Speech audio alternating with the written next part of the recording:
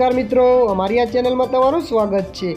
Mobile પર online game રમવાને લઈને માતાએ ઠપકો આપ્યો તો ગાઝિયાબાદમાં 8મા ધોરણના વિદ્યાર્થીએ ગળે ફાંસો ખાઈને આત્મહત્યા કરી દીધી। જી હા મિત્રો, મળતી માહિતી અનુસાર તમને જણાવીએ કે મૃતક વિદ્યાર્થી પોતાના માતા પિતાનો એકમાત્ર સંતાન હતો।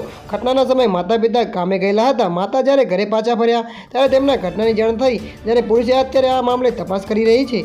જી હા મિત્રો, મેનપુરી ગામે બેલારીની રહેવાસી રામપ્રસાદ યાદવ પોતાની પત્ની અને 15 વર્ષીય એકમાત્ર પુત્ર યશ યાદવની સાથે લાલકુવા વિસ્તારમાં લક્ષ્મી બિહાર રેલવે કોલોની એક મકાનમાં ભાડે રહે છે, જેમાં રામપ્રસાદ યાદવ એક દુકાનમાં નોકરી કરે છે અને પત્ની અન્ય ઘરોમાં ઘરકામ કરવાનું કાર્ય કરે છે। ત્યારે મિત્રો પોલીસને જણાવ્યા અનુસાર યશને મોબાઈલ ફોન પર ગેમ રમવાની લત લાગી હતી, જ્યારે શુક્રવારે માતાએ આ વાતને લઈને તેને ઠપકો આપ્યો અને અભ્યાસ કરવા પર ધ્યાન આપવાની સલાહ આપી। તે બાદ રામપ્રસાદ યાદવ અને તેમના પત્ની પોતપોતાના કામ પર જતા રહ્યા, જ્યારે યશ ઘરે એકલો હતો।